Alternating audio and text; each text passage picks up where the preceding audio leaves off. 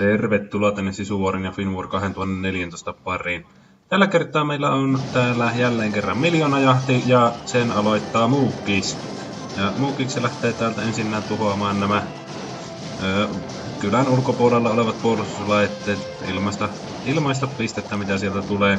Ja sen jälkeen niin jousit ja barbaarit lähtevät jättien sekaan sinne hieman seikkailemaan ja näin tämä itse saalistus alkaa. Sinne tulee hyppyloitsu, mikä avaa siinä 4 erillistä kohdetta ja näin ollen siellä pääsevät jätit mellastamaan ihan mielinmäärin suuntaan jos toiseenkin. Samalla kun siellä jousia tulee takaa ja pistää kylää sitten matalaksi. Barbaarit siellä apuna pyörivät, mutta on siellä valkkyyriä seassa muutama kappale. Minejä tuli myös tuolta linnasta ulos ja näin ollen tämä etenee täällä. Kuten huomaatte, niin erittäin pahasti rushattu TH11 kyseessä. Taitaa olla TH8 puolustuksia täällä suuri osa, mitä vastassa on, ja taitaa siellä olla vähän matalempaakin sortimenttia.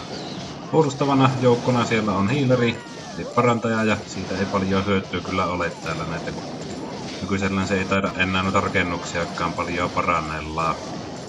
Ja näin ollen siellä hyökkäys alkaa etenemään kohti loppusuoraa. Täällä yläreunassa tulevat jouset ulkoreunalle ulkokautta puhistavat sieltä tätä hommaa. Tuolla menee valkkyyriä, kuningas ja joukko jättejä, velhoja, jousia, mitä siellä nyt onkaan. Tulevat vaan ja etelän puolelta tulee barbaarilauma vastaan ja siellä on sitten viimeiset rakennukset meneillään ja näin ollen sitä Muukki nappaa itsellensä karvan verran yli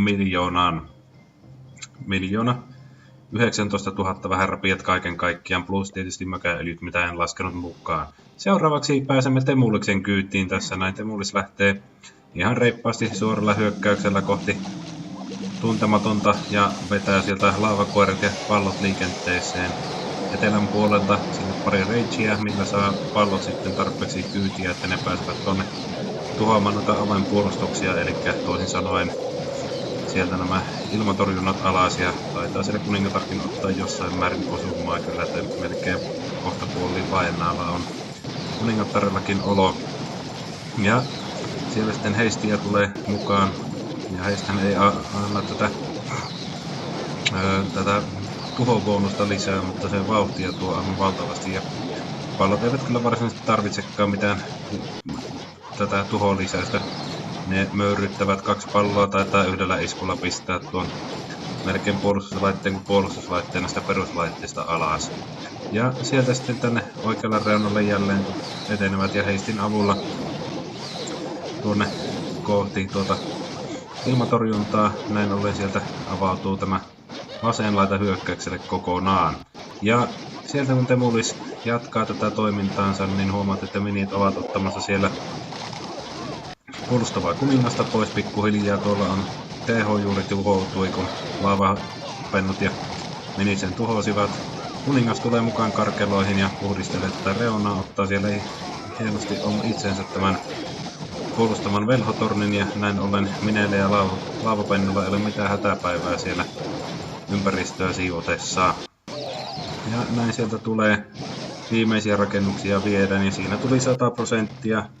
Temulikselle ihan hyvä 1 030 000 plus rapiat päälle. Tähän tietysti mökäöljyäkin tuli ihan hyvin 3400 siinä. Ja seuraavaksi siirrymme sitten Slummin pariin. Ja Slummilla on myös tällainen aika hieno tilanne tuossa päällä, että melko lailla uudehkon oloinen TH9 on täällä vastassa ja saalista löytyy melko mukavasti. Hyökkäys lähtee tuolta ulkoreunolta ja sieltä lähtee nämä jouset siivoilemaan näitä ilmaisia rakennuksia ja täältä alareunan puolelta vähän samantyyppinen mitä oli tuossa edellinenkin hyökkäys yksinäistä näin, niin että siellä oli muutama puolustuslaite tuolla ulkopuolella. Ilmeisesti olivat päivittymässä tai rakentumassa ja olivat valmistuneet ja sen jälkeen on ilmeisesti pikkusen motivaatiopuutoksia tai mikäli olluna, kun ei ole siellä käynyt Han Solo tätä Millennium Falconinsa pesäpaikkaa päivittelemässä. Ja näin ollen täällä Slummi tulee ja nöyryyttää pikkusen täällä Han Soloa sitten ja ryöstää saalista sen minkä kerkeää. Siellä tulee oikealla reunalla tai korin tällä alareunassa on niin jättejä ja jousia, mitkä ottavat tuota velhotornia, mutta vasemmalta puolelta nämä tankit puuttuvat ja näin ollen vasemmalta puolelta oleva hyökkäys on hitusen jumissaan. Täältä alhaalta päin oikealta sitten barbaarit ja jouset tulevat ja menevät seuraavaan kohteeseen, eli lähtevät sieltä ja hyvin ajoitettu hiili sinne parantaa nämä barbaarit ja siellä ei mahda morttaarit ja velhotorni mitään, kun tuommoinen barbaarilauma tulee parannuksen kanssa liikenteeseen. Sitten jouset alkavat puhdistaa tuota keskustaa, sieltä lähtee ensimmäinen morttaari, sitten lähtee toinen morttaari, kuningatarkeilla tahoaa nuo muut rakennukset alas, jouset siellä olivat menossa kovaa vauhtia tuhoamaan tuota mäkäilysäiliötä, mutta siinä tuli morttaari-iskut päälle ja näin ollen kuningattaren täytyi tehdä homma siinä ja kuningatar ottaa seuraavaksi puhdistuksen aiheeksi nämä morttaarit, mitkä pikkusen siinä aiheuttivat tuhoa. Näin ollen siinä keskusta on vapaa, siellä ei oikeastaan ole paljon enää mitään, ainut on tämä TH mikä siellä on ja kuningas Ragein avulla sinne pääsee sisälle ja kuningatar siellä takana ampuu sen mikä kerkeää. Näin ollen sieltä TH tipahti alas ja nyt ollaan jo reilusti siinä miljoonan yläpuolella. Ja sieltä se summi saa sitten loputkin saalit aika lailla, mutta ihan kaikkea sieltä ei saa. Ikävä kyllä ei tuossa 10-tason kuningattaressa vielä riitä teho useampaa Teslaa ja tykkiä ja jousitornia vastaan kovinkaan pitkälle, mutta kuitenkin 1 060 000 tästä näin tuli slummille saalista. Aika rapsakka määrä, mukavia tämmöisiä aina vastassa. Seuraavaksi pääsemme sitten Jussin mukaan. Tästä mistähän se johtuu, että nämä kaikki kylät mitä melkein vastaana tulee, niin on äärimmäisen pahasti hilpastu tuo TH puolustuksiin nähdään aika ylös ja sitten on päivitelty nämä kerreimet ja sen jälkeen on taidettu unohtaa koko kylää. Mutta tämä ei kuitenkaan Jussi hae, että Jussi tulee ja sieltä poimii jousilla pikkusen näitä ylimääräisiä rakennuksia ympäristöstä. Sieltä näette, että leiriä lähtöä, säiliötä lähtee ja muuta vastaavaa lähtee. Ja sitten kun tämä hyökkäys lähtee, niin se lähtee tuosta noin tuolla ensimmäisen ilmatorjunnan, mikä tuolla ulomaisena on vastassa, niin tuhoamisella. Jätit lähtevät etenemään sinne menee Pekka. Ja sitä kautta hyökkäys lähtee kummallakin laidalla, siellä on Pekkati siivoilemassa. Ja goblinit tulevat mukaan, nehän tekevät tuot kaksinkertaista tuhoa näille keräimille ja säiliöille sun muille. Ja näin ollen niitä avulla on erittäin helppo ja nopea puhdistaa tuommoista keräinmetsää. Ja siellä sitten jätit pikkuhiljaa etenevät kohti keskustaa. Sinne tuli velhopari avuksi ja hyppyloitsulla auki ja koko keskusta kortteli siinä. Ja näin ollen siellä pekat pääsevät hauskanpittoon samoin kuin jätit. Ja tuolta ylempänä sitten siellä on vielä jousia ja velhoja Pekka seurannaan. Ja samoin täällä alareunassa niin Pekka menee siellä jousien ja velhojen kanssa. Siinä tuli Pekalle noutaja, mutta onneksi velhot siellä vielä jonkun aikaa tekevät jousien kanssa työtä. Ja näin ollen saalista siirtyy. Ja täällä näin yläreunassa tuo Pekka on pikkuhiljaa ruvennut ottamaan osumaa, mutta täällä puolustuslaitteetkin alkavat käymään vähiin. Eli siinä on yksi morttaari jäljellä, viimeinen jätti lähti siinä. Onneksi tuo tykki kohdinti itsensä tuohon Pekkaan, niin näin ollen siellä on jousilla ja velholla hyvä työ saada se tykki alas. Ja tuolta tulee yksi velho vielä tuon Tesla'n nappaamaan alas, niin alkaa olemaan puolustuslaitteet melko vähissään. Ja kun tuo jousitorni tuolla kohdentaa edelleenkin tuohon Pekkaan itseänsä, niin sieltä lähtevät velhot ja jouset sitten tuhoavat sen aika tehokkaasti. Ja nyt siellä Pekalla alkaa olemaan kyllä hätäpuserossa, mutta viimeinen tykki siellä pistää Pekan kenttään. Sille ei mahda nyt mitään ja sitten lähtee sieltä ilmatorjunta möykyttämään lohikäärmettä. Ja 96%, 98% on jo tehtynä. Ja täältä tulee sitten niin tämä lohikäärme tipahtaa ja sinne jää tuo yksi jousitorni vielä olemaan. Täältä tulee kyllä velho pikkuhiljaa seiniä pitkin kiertelee täältä näin ulkokautta ja siitä tulee tämä eteneminen. Sieltä kyllä tulee melkoinen määrä jousia sitten että suojaamaan tuota velhoa, mutta se ei riittää juuri ja juuri. Näin ollen 100% on tullut, yli 600 000 kuluttaa, 550 000 eliksiiriä. Ihan rapsakka määrä, yli 1150 kaiken kaikkiaan.